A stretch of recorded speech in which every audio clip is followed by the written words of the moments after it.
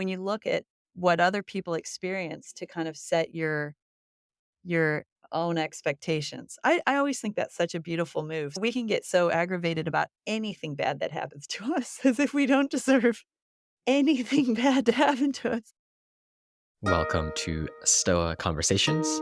Today I am speaking with Professor Jennifer Baker, who teaches at the College of Charleston.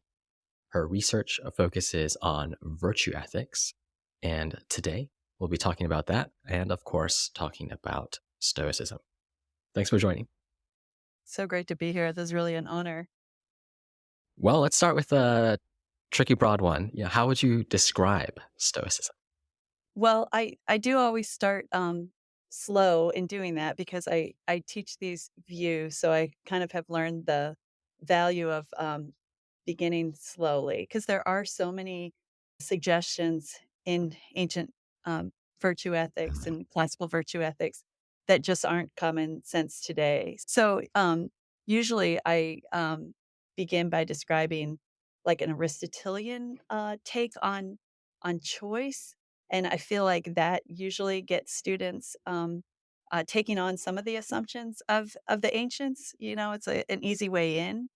And then if I explain Aristotelianism before Stoicism, I notice that the Stoicism is appreciated uh, a little bit more, and people don't just have knee-jerk critical reactions to it, which I find enough in other academics. So I like to avoid those. I don't have very good responses to those.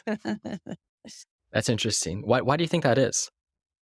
I guess it's like lines about like your children are nothing to you. I mean, I'll notice people latching on to something they've a line they've read that a Stoic said, Mhm. um, and then they just refuse to budge from it. And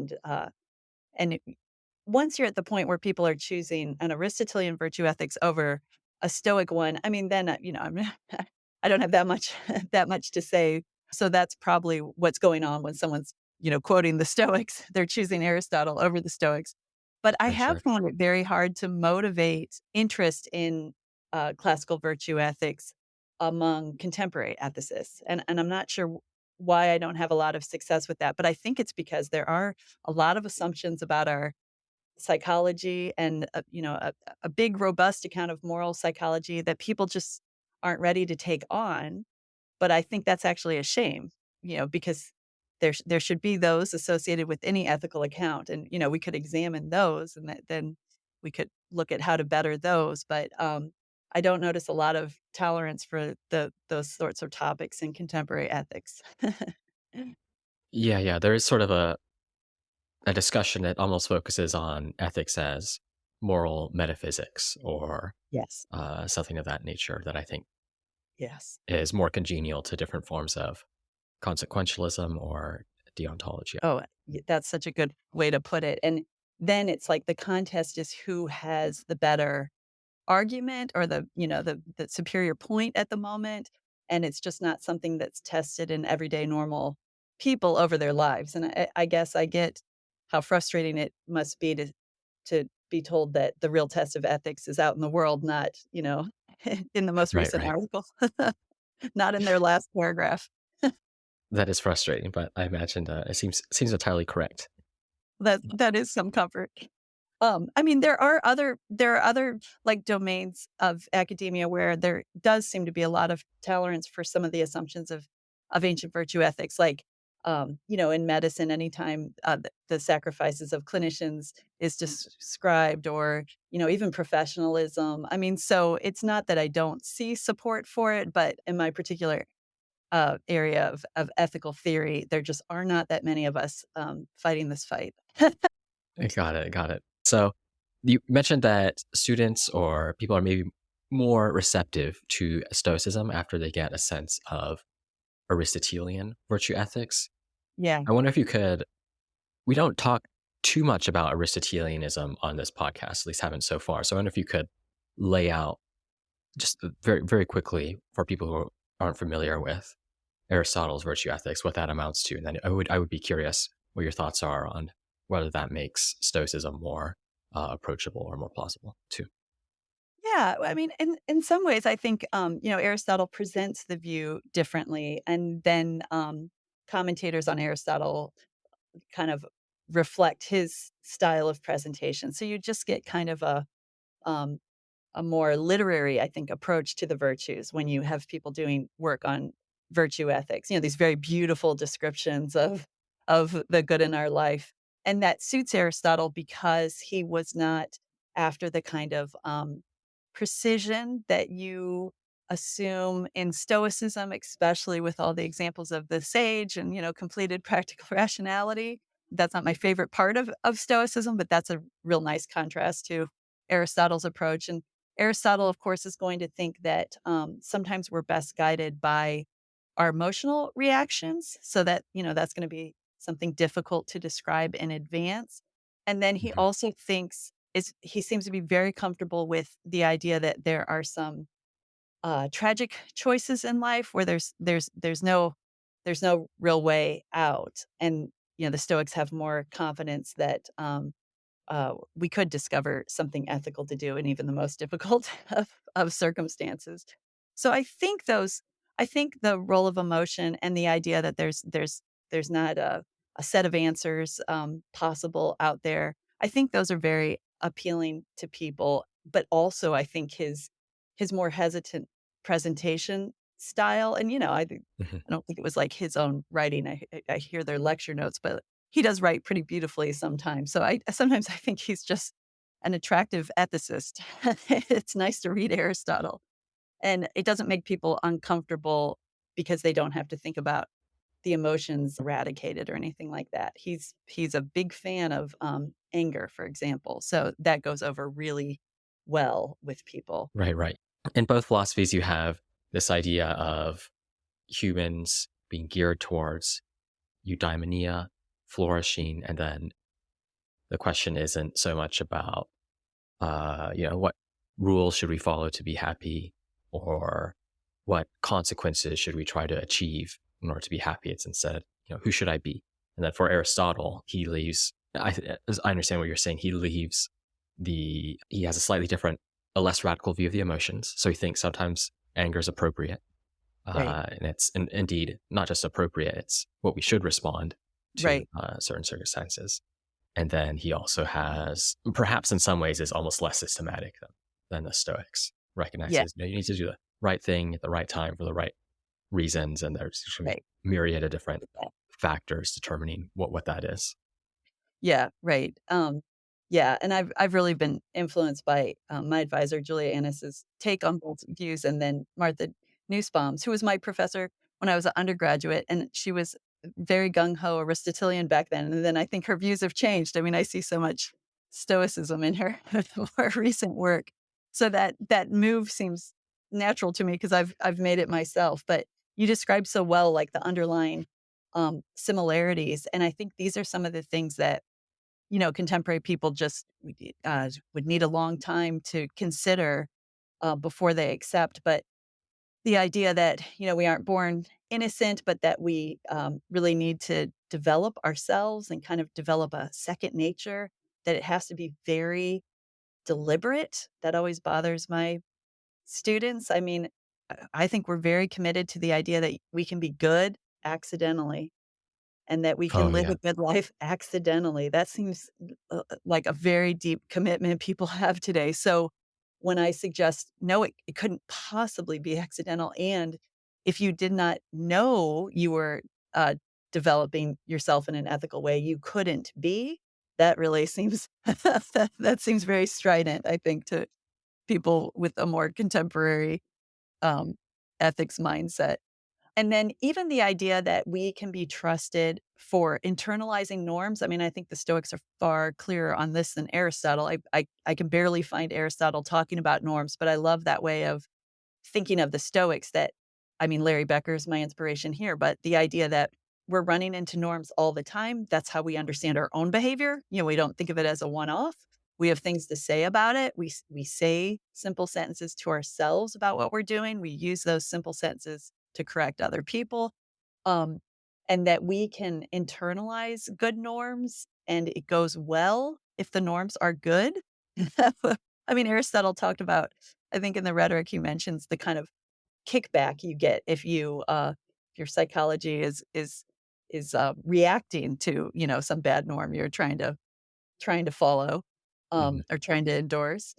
So that I think is also not, so easy for people to suggest is true about us, that we're very, that we have this practical rationality that can be explained in terms of norms that we don't know we're following, norms that we take up one by one and consider, and that there's a way to kind of match norms to each other and to try to be motivated by good norms.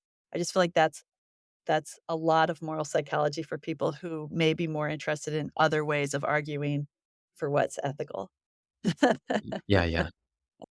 Faster Um, ways. yeah, it is if you think about excellent people, there is a sense in which they almost do good by accident, or at least they do Yeah, good or because that's who they automatically. are. Yeah, automatically. You wouldn't say by Yeah, accident, you would say that's who they right. are, and there's a sense in which they don't need to deliberate as much as people who are, Yes. No, uh, yes. progressing, but you can't just jump to that state. You need to, use maybe deliberate, Yes. uh, think about what your duties are and so on, and craft yourself into that person. That seems Yeah. absolutely correct. That's such a good point. Yeah, by accidental, I don't mean not automatic. Like you really did some things for good behavior to, go down easy like that, or to be even pleasurable or appear to you as the right option. I always laugh that I think I have what Aristotle called natural virtue, which is when you do not have virtue, but you seem nice or something. So people are, Mhm. are nice to you. But like that's a very shallow, I mean, you catch anyone who just has natural virtue in a difficult or surprising situation, they won't have anything to rely on like practical rationality. So that might be a nice contrast to the person who's developed their practical rationality and now can decide and act quickly, without wondering about other bad options. Um, yeah, that wouldn't be the same as accidental natural virtue. Yeah, yeah. That's a good example, and not something we've brought up before. Natural virtue in that sense. I mean, one thing I've been looking at lately is, just not that everybody cares about what economists think about us, but it comes up sometimes, and they do have I mean, I think they're committed to consequentialism in ways they don't acknowledge, but natural virtue, I feel, is all that they've come to represent in their modeling. I mean, it's neat, it's neat that they attempt to model us correctly, so they can make predictions, and they're starting to include what I would call all sorts of components of natural virtue. Just people like to be reciprocal, people like to think that they're, gracious or to be trusted. But I always think, yeah, it's just not stoic. It's not at all actual virtue. That's just natural virtue. And it gets reinforced by how people treat you, but it's completely dependent on that. Maybe it won't Mhm. disappear immediately. Those norms might be internalized by you to some extent, but it's really based in, an interest in the consequences of it. Right, If right. it stops working out for you, well, you're no longer going to be gracious. You're no longer gonna care about reciprocity in a different situation. Anyway, I was just, thinking that natural virtue should be the term that they use instead of virtue when they're looking at us from that perspective. Yeah, yeah. That's such an interesting idea because if you think some of the work on what's sometimes called like the bourgeoisie virtues, Uh-huh, being yeah, trusting, being reciprocal, yeah, essentially being someone who's good to work with. uh-huh. In a sense, you've got some aspects of virtue, following good rules, as it were. You're probably doing the right thing in at least the circumstances you happen to find yourself in. Yeah, But if they're not motivated by that some underlying character, yeah. then following you may not end up being virtuous outside of what you're normally presented with when things go wrong or Oh, uh, for sure. And I think Deirdre McCloskey admits that. She has this nice line I like, the beginning of one of those books, and, it's just like, I don't mean virtue in the philosophical sense. She really is talking about, like, commercial virtues. And one I mean, I know she thinks people with those virtues are creative, with commercial virtues are creative, but, like, one contrast would be, like, virtue. I think she calls it worthy of the name, so philosophical ancient accounts of virtue um, are important for us to recognize because we will get new ideas about what it is right to do from that person who's developed their practical rationality. But if you're just using natural virtues or, acting in a commercially friendly way, trustworthy just to the extent and in a way that you're showing off because it brings rewards, lots of virtue signaling in that in what she describes as like commercial Mhm. virtues. Those are just going to be those are going to be very conventional ideas about ethics. Like we wouldn't be surprised by anyone who's learned how to get along well in commercial society. We're their audience, so they're they're going to be doing what we like. There's some research that you can seem trustworthy as a salesperson if you have a photo of a family in your office. It doesn't have to be your actual family. Like, it's just, I think the economists call it hostages to fortune, which is very funny that they call a picture of a family that, but it can be so phony and you can be aware it's so phony and temporary. So yeah, we Right, should right. have more terms and sharp distinctions. I think there's also the issue where there's some amount of research showing that people who are materially successful tend to be, in the slogan form, better people because they Mm, are better at cooperating with others. And yeah. I think one of the question marks around that research is it just that these people cooperate with people 99% of the time and then are strategic in when they decide to harm others and Mhm. do wrong in the way that others are Oh, not? it's never. Oh yeah, Um, sure. How would they know? Yeah, yeah, that's right, great.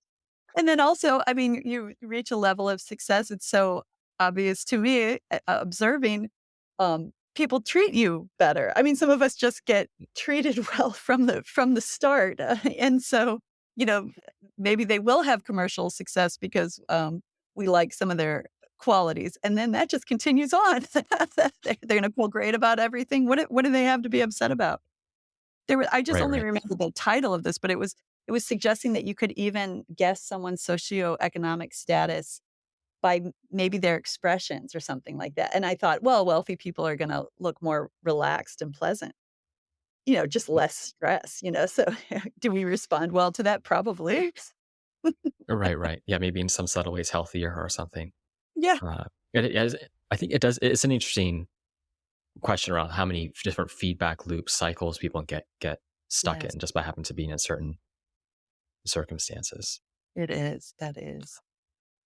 Uh, So thinking about now that virtue in the deeper sense, since we sort of found ourselves on this topic of the market economy and careers and so on, like how do you think about what the Stoics would say, like it just is the project of becoming more virtuous in the market? How can we use Stoicism to be more virtuous people in our economic dealings, in our careers, and so on?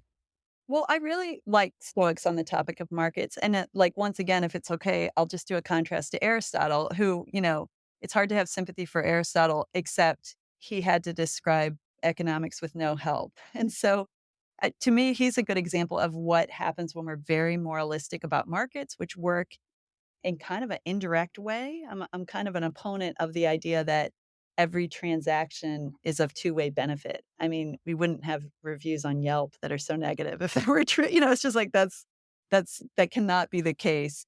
And Aristotle only looked at that and was very condemning of profit. Somebody ripped somebody off and suggested we should have no retail trade. So Hmm. he's looking at markets and he wants them to be ethical in some, like, direct way that's really naive and just, is completely unworkable. It's embarrassing. I've seen some historians, report on Aristotle on the economy, and they're like, "Well, he probably didn't have a job. He never labored." People are looking for excuses for Aristotle on his take. But then the Stoics just do such a, good job, I think, at dealing with, how strange markets are and how strange it is that, we come up with prices in this collective way, and how strange it is that you know, someone might be angry about their meal at the restaurant, but we have a sense that over time, with the right legal structure, all sorts of other things in place that we don't have a list of yet, general affluence is benefited through markets. I just think they've come up with concepts to handle that. And I think they look at how agents can understand what they're doing in markets in a way that, I mean, I would say nobody else does. So, some religious views like Catholicism will give you some advice on how to act in markets, but not it doesn't really reach to like, what should I do now or should I make this sale or I mean, it's vague if you actually try and follow it. But Hmm. the Stoics, what they innovated on was the idea that you could detach yourself from economic good or value. I think to be strict, I would have to say economic value, not good. So, like, only virtue is good. And they would refer to economic value. They would categorize that as an indifferent. So then you kind of get to play business or markets like a game, and you Hmm. can focus on your sportsmanship, and you won't do anything terrible or embarrassing or regrettable to, score some points in this game. And then there are other benefits that I think, though they weren't thinking about markets, some of the scholars of ancient philosophy, they've described really well why the Stoics would come up with a category of moral indifference. And they point out that it's a reminder of, that we're a collective and that we share things and, we shouldn't think of anything we own as just ours in some cosmic sense. But I think that applies really well to markets and success in markets. So I think they can endorse all sorts of market norms, but they do so carefully so that when it's not a situation where you should be selling, they have an ancient example that Cicero reports where you're the first one to arrive at a famine torn island. I always use that expression famine torn when I when I talk about this passage. I don't know where that comes from, but it's a famine torn island, and you are a good person, that's stipulated, but you don't know if you should reveal to the people buying the supplies you've brought that there are ships behind you. Like, do you follow normal standard business norms? You would never tell your other customers. You got plenty to focus on. You don't tell your other customers about deals that are potentially coming along. Or because it's a famine, are you in a circumstance where business norms don't apply? Should you just do the humane thing? Strangely, Hmm. they don't suggest like just handing over the supplies. Maybe it's not so strange. But I just love that example. First of all, two Stoics disagree on it, which, to me kind of shows how hard we have to work with Stoicism. It's really a view that like, we have to work ourselves. So you could be justified, according to the ancient Stoics, if you did not reveal there were ships coming behind you, or if you did. It's going to depend on your reasoning. But in both cases, they think you can keep in mind, the good of others, like the social good that you're doing.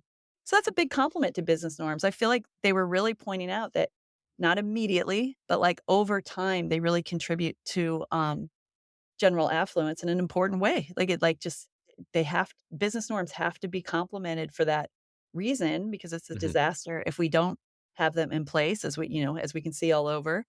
And I just think that's so sophisticated for them to have realized in ancient times. And with how complicated ancient I mean, our economy is complicated today, but I'm not sure it was less complicated back Right, right. then. So I like their flexibility. I think we need their flexibility and, a few of their categories, like indifference, to talk about, markets and ethics today, and I would suggest that economists are, um, talking about moral indifference, when they talk about what we're after in markets because 'cause they're not looking at ethics, I mean, as they Hmm. say, and I also would think when they model our behavior in markets, we might usefully refer to what we're doing as selecting rather than choosing to kind of remind us that, like a choice would be someone's ethical decision. And, when we buy something and they know it, they have no information about whether we were being ethical or not. Hmm. Right, right. So how would you in the example you gave, how would you act well in the case where you don't tell the customers in this, famine torn island I that there are boats coming over? I think you would I think you'd be acting well because you'd be, able to justify you'd be able to give an account, so he gives an account of what you'd be doing, and you'd have to say, like, "Listen, I'm contributing to, um, this market system, uh, I'm bringing goods that people are, you know, willingly buying," right? So nobody's being tricked in this situation, like, they're still getting a deal, they're still offering their money, and I'm just gonna go with the system that brings general affluence elsewhere. We're gonna need it in time on this island, so I'm just maintaining these business standards. Um, yeah, that's one of the views, and then the other would just be like, this actually counts as an emergency, so all that is off. It would depend on, like, if you thought you were setting a precedent or not, I think. Right, right. Isn't Got that it, good? got I it. just think that's a nice I mean, I guess it'd be better if they agreed on an answer, but I still think that's a nice analysis. And we forget that when we're pursuing business norms, even though we do, I don't know why we don't pay attention, but because my children are so young, they're getting their first jobs. And it's been so funny as they encounter marketplace norms. My daughter was working at a drive-through fast food place, and she was bringing her own money from home to give customers change because the managers weren't providing they'd run out of change, early in the morning and wouldn't get any more. And it was just so funny to see everyone just yell at, get so angry with her for not understanding she was in a market. I mean, she felt so bad for customers who wouldn't get their 35 cents back, but she had to be walked back from the idea that markets are about directly providing. It's not I don't think it's direct provision.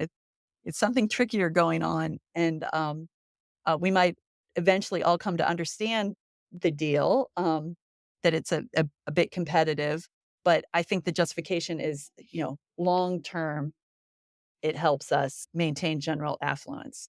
Not that every single transaction has to be well motivated or be one people are grateful for. Anything like that. Right, right. Yeah, perhaps there's a loose analogy between Stoics thinking what's important is to cultivate yourself into a certain person over time, and that's a project of a lifetime, really. And you're not thinking about, in this decision, or you don't. Yeah, of course, you think about things on a decision related basis, but you're not as focused on thinking about what are the absolute prohibitions, absolute obligations within a particular slice of time. Instead, your decisions Yeah. build on one another, right, and shape you into a kind of Yes. person. So maybe Oh, there's an that's analogy there to when you think about social systems broadly, when we're not thinking about, or at least a Stoic approach to a social system would be, like what sort of city are we building over time with these norms? What sort of yeah. nation are we building over time? Yeah. Not, what kind of absolute prohibition or obligation should we enforce in a given decision? Because especially with things like markets, the matter gets so complicated. It includes so many different people over different time spans, different spaces, of course. And Yeah. the approach of thinking about, oh, we should never say price gouge or something like this Yeah. Right. is not is too probably too narrow of an Yes. approach. Yes. Yes. Or that we always have others' interests in minds, or that we're always beneficent towards I mean, I have laughed that you can interview someone working as a server in a restaurant. They don't even think they're well-intentioned when they recommend coffee after dinner. I mean, it's just such an unrealistic description of what we're doing, and there's nothing wrong with them recommending coffee after dinner, but I don't know why we have to, dress it up in a little bow like that they're really concerned about us being awake after a big dinner. Right, right. You're not concerned about that. Yeah, that's really helpful, and that's, like the way you described it is such a nice compliment to practical rationality if we go with the idea that it works with, the sayables or statements of norms, because that would give us a far more sophisticated analysis than a 15-year-old would have of, what customers deserve, it's that's a far more complex question. What are the norms that we can follow or recommend or endorse that benefit society long term? That's hard. Mhm. One of my favorite ideas from Epictetus is his focus on role ethics, and I think he gets it from Pausanias. This and or Cicero talks about this as well. But you have thinking about yourself as having these different roles. Some of them are shared, others are individual to our specific talents, circumstance, and preferences. And I think that frame for me and for others, thinking about, what does it look like to be an excellent human here? What does it look like to be a good partner, a good neighbor, what have Yeah. you, is useful for guiding guiding different decisions. Uh, Yes. Well, I and agree. well, what do you think is one of the most underrated ideas in Stoicism? I think it is a shame that we worry a lot about happiness together, like uh, public discussions, journalists, however we do that sort of thing. It's a big topic in psychology today. People worry about happiness, but don't ever seem to suggest to the public, other than you brave podcasters, that that virtue ethics might be the answer. That's like a lot of wasted time, I think.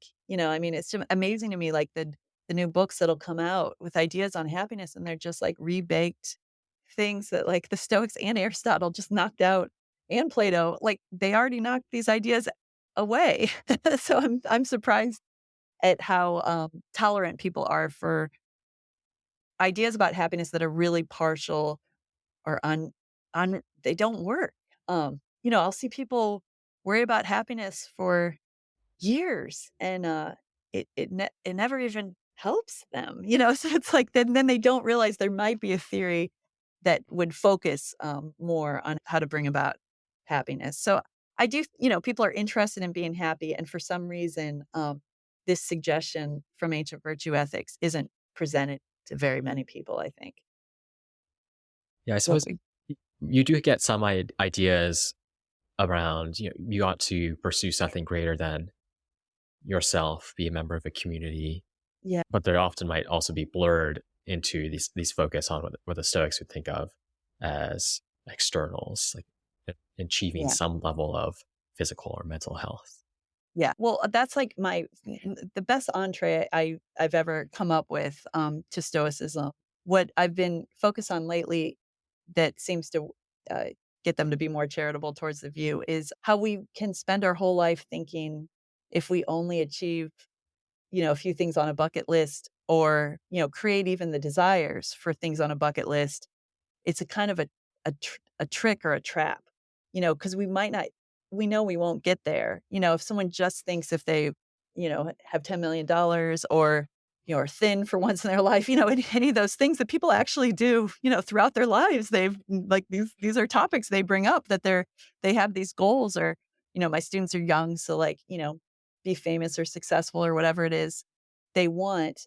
What the Stoics do so well, and I think Larry Becker does a good job of describing this, is they tell us, you know, you could look, or they enable us to look at people who have achieved the bucket list. They're right there. Like, I don't know why people don't look more often. Like, you know, I've had so many friends who just dream of like a vacation like other people take. And it's like they aren't even having fun on that vacation. You could ask them, like call them during the vacation. It's not changing anything for them. Like it's not, you shouldn't be so jealous. They wake up with themselves. But I worry it's like a little charm dangled in front of people's lives. And then we get to 84 and we're still thinking, if I only, about these things that we could have had explained to us will not bring satisfaction just because of the nature of how we practically reason. I mean, I think people could figure it out in a simpler way and, just interview people who have done the things that everybody thinks would make them happy. But the Stoics have, an even better explanation. Larry Becker puts it so well, just like we will have energy after that. Like you're gonna, even if the bucket list has 11 things, you've done them all, like you literally have more agential energy after that. So what are you gonna do with yourself? I mean, it's pretty clear to me, but I that I think is a way to get to what people actually do believe about their lives, in an unembarrassed way, and point out that the Stoics have something to say about it, an edit. Right, right. I think that's such a great idea to focus on. I don't think they ever get my students don't seem to get the impression that Stoics are lazy or don't achieve. I mean, just I never have had to bat that away. Like, so the idea that you can still do the things you wanna do, even if you don't, um, even if you aren't motivated by thinking that's all life is about or that you'll be happy after you do them. It's like you can still do the thing, in fact, maybe you'll, be more focused, but, it's not like your achievement suffers just because you take on stoicism. That I never hear that worry, but Right, right.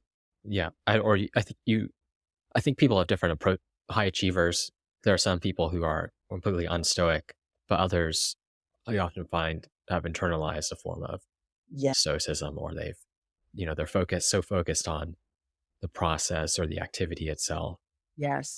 that No they're emotional setbacks when the rest of us would, Mhm. go back and lick our wounds or whatever that expression is. Right, right. Yeah, I love finding that. I mean, it's amazing sometimes to see, people who have, used Stoic ideas without advertising it. I love when you see that work. Someone was, convincing me that a lot of the leaders in the civil rights movement had really taken on a lot of Stoic ideas, like the setbacks, you shouldn't take them personally, that's not even what you focus on, don't try and add those up. And they were so disciplined too, and they had a purpose for like nearly Yeah. every at their best. I think they had a purpose for nearly every political protest Yes. or Yes. move. And something that could be put in simple language, I'm a big fan of that interpretation of Stoicism, like, we really need to understand these ideas, so I like, the notion of sayables, like, l how about literally the things we say, not a paper or, full of theory or, something that 1% of us can follow, but literally something simple. That Yeah, can work. absolutely. Well, one question I have that I'm curious to get your thoughts on is there's a sense in which some of these ideas about happiness have been around for so long. So why aren't people happy? Big question, of course, but I'm curious to get Yeah, your I mean, I do think we're really encouraged. I do think society, works against us in certain ways. Like with my 20-year-old students, I always ask, like, was the number one message you got about being a person, it's usually the women who will say yes to this, to be nice. And, down here, it's like, yeah, actually, that's like literally like that was the message, just be nice. And that's very misleading. Like, that's something that you're going to have to, take on, consider as a norm and reject, like refine and alter because especially at 20 years old, I think they start to discover like you just literally can't be nice to everyone you'd be expected to be nice to. But Mhm. that wastes a lot of time. I do think we get a lot of bad messages like that. And um the idea that parents are so anxious, maybe they always were, I don't have a great historical sense, but that parents today are certainly so anxious about their children having, economic independence. I saw that in a survey recently, just very, very worried that their children won't, thrive in that specific sense. I know that, we pick up that kind of messaging too, and then we base our worth on, how we're doing against other people or if we've, achieved in the way our parents want us to. So yeah, I sound like, an Epicurean and a Stoic now, but I do think we get some pretty strict messaging from a very early age that is not, supportive of us figuring out what happiness is. In other eras, it was different, right? I have older British friends who would tell me about the influences they got as children, and they were different than these, but still Mhm. very specific, you will not stand out, you will do as you're told, that type of messaging. I mean, it takes a long time to unravel that type of instruction. Yeah, that's right. That's right. Yeah, I suppose there's something to the thought that we're just going to internalize some of these rules and misinterpret them until Yeah. we are mature enough to recognize. If you think about like the lowercase stoicism, when should you have the stiff upper lip? There's some Yes. wisdom to that general norm, but there's also serious risks with it as well. Yes. And we do have that. That's kind of an ideal too that, we get encouraged in is that lowercase stoicism. And I've only recently been getting told about this from, friends with military families. But one thing I've had suggested to me a few times is that the the outward displays of stoicism, the small s stoicism that the military encourages, really is not easy to manage in a life. I mean, it's just so difficult to live up to those expectations that, I mean, they've acted like they're not surprised when someone goes off the rails when they're no longer being controlled in that external way. And how interesting. So it's like even Right. when we are suggesting small s stoicism is better than emotionality and fighting with coworkers until you're 65. Even if we point to that as a better ideal, I think that messaging is really incomplete if it doesn't lead to actual stoicism, just because it looks close, which Yeah, is a shame. absolutely. Well, how do you interpret the Stoic idea of living in accordance with nature in the 21st century? How do you Oh, think about that's that? such a hard question. I mean, I think some environmental ethicists have looked at how many different ways we use the concept of nature, and there are like almost 10 or something. We really mean different things when we refer to nature. So like trying to get back to the Stoic notion is hard. And I'm sure I have several of those accounts blended, but to me, I do find it an appealing message. I think of it as a way to kind of reinforce. I mean, this is not that accessible. It's kind of theoretical, but Julia Annis does such a good job of talking about our second nature. So, like, if we live in accordance with nature, all these ancient eudaimonists are like, we don't mean how you are at 7. Like, that's actually a disaster. Like, that's like an unmade Lego set or something. Just like we should not go back to childhood as some ideal. Instead, you have to put yourself together. And then with that second nature, I mean, nobody's going to have the tolerance for this long of an explanation. But then second nature has psychological benefits. So once you've developed your second nature and integrity, then I do believe that you, like Aristotle said, you kind of feel the zest of life, and like the Stoics are good on, like, you feel a certain joy and satisfaction with the things you're doing that seem ethical to you. I describe it as like a click when I talk to the students. I'm like, when you do something complicated that's ethical and that, you've told no one, you just know you've done it yourself. It's like a little click. You can actually recognize it through the click feeling. But that to me seems a very I don't mind the descriptions of how harmonious you feel in those moments.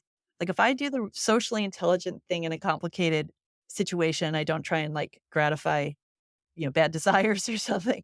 That I do experience that feeling of you do feel harmonious.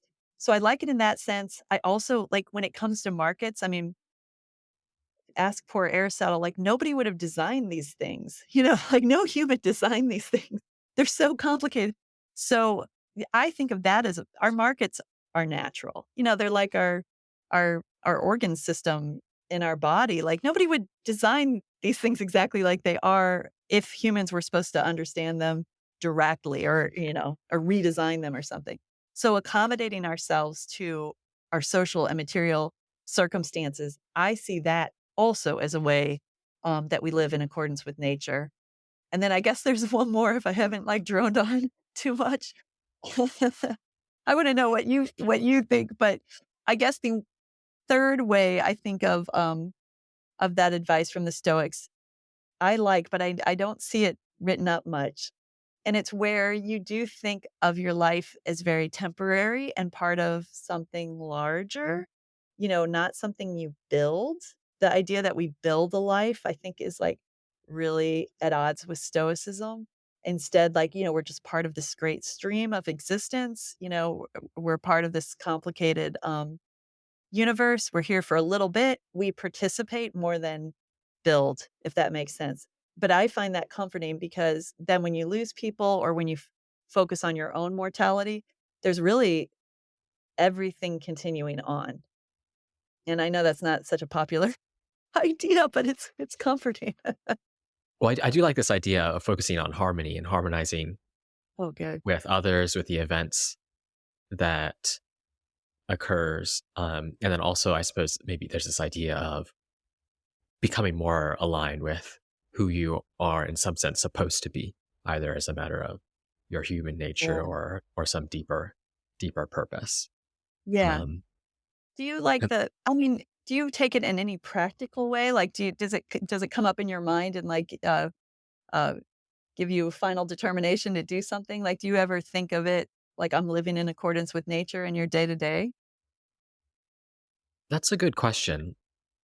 I do think there's a sense in which when you're thinking about what to choose, or when I might be thinking about what to choose, at my best, I'm trying to align myself with a deeper Yeah. reality. And in that sense, you're trying to live in accordance with Yeah. nature. And Yeah, in the okay. 20, it's always hard to say, like what's the actual structure of that reality, but you do have a sense that, look, I'm a social creature, others are social, the world's ordered in a particular way. And, I'm agnostic as to whether there is some what the Stoics might think of providence or some god Right, at the root of it all. right, me But too. um, I think that's certainly possible, and you can live as if that were the case. And there's something I think that's, to me, that at least captures part of a good life, is trying to align yourself with your sense of what that deeper reality is. Yeah, I mean, there is some realism to it, isn't there? Like, so if you're living in accordance with nature, you're not trying to completely transform the things we're given and that aren't up to us. And I mean, I always like this in virtue ethics, generally modeled on the ancients of any sort. When you look at what other people experience to kind of set your own expectations. I always think that's such a beautiful move. So, we can get so aggravated about anything bad that happens to us as if we don't deserve anything bad to happen to us. But that really is forgetting that, like, terrible things happen to other people who should have the same status we do. And if you're paying attention to nature, I mean, it's certainly our our nature is compatible with, like, incredibly painful, harmful things being done to us. So, I mean, there's a bit of realism we might access too when it comes to, like, you know, how magical our lives might be. Right, right. Yeah, there's this aspect of embracing reality or living in accordance with the facts, and that Yeah, I I think love that that. that's a very important idea. Both socially, how you set expectations for others, set expectations for yourself, Yeah, and how you manage these facts of fortune, uncertainty, adversity yeah, that you face in your life. yes. You see it, like, when people get, diagnosed with the terminal illness. I work in bioethics, and, some people are like, "Why me?" Which is not a very stoic question. And then you really see other people like, well, I mean, of course it could be me. I mean, they Mhm. just like they don't even need to take a step back. It's just like they were ready because they realize other people also get these diagnoses and don't see themselves as somehow different in a magical way. And that's impressive. I mean, if you can control yourself in those moments, that's a lot of control. I feel like the Stoics would compliment that ability or display. That's a natural Stoic of some sort, Yeah, even if they put absolutely, their head in the philosophy. Yeah. Oh, absolutely. yeah. Well, to what extent would you see yourself as a Stoic, or are there particular ideas that you wrestle with? I don't think so, but of course, I'm probably not thoughtful enough to realize where I'm not compatible. I mean, I get made fun of a lot for liking stoicism. I noticed that. I'm definitely if I wanted to fit in, I would not be a stoic around here. But I just like it. I mean, I haven't found anything I don't like about it. The providence, I mean, I like early on, I never thought I had to attach ancient science to the account. I mean, I was seeing people put it in modern terms, so I was focused on the theory.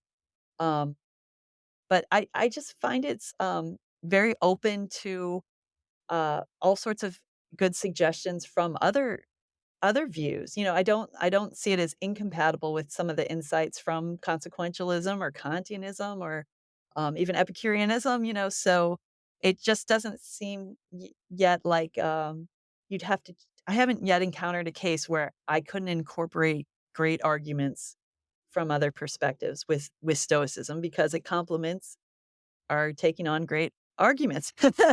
Right, right. So I haven't had any problem with it so far. Not that I'm a good Stoic, but as a framework, I'm on board with it.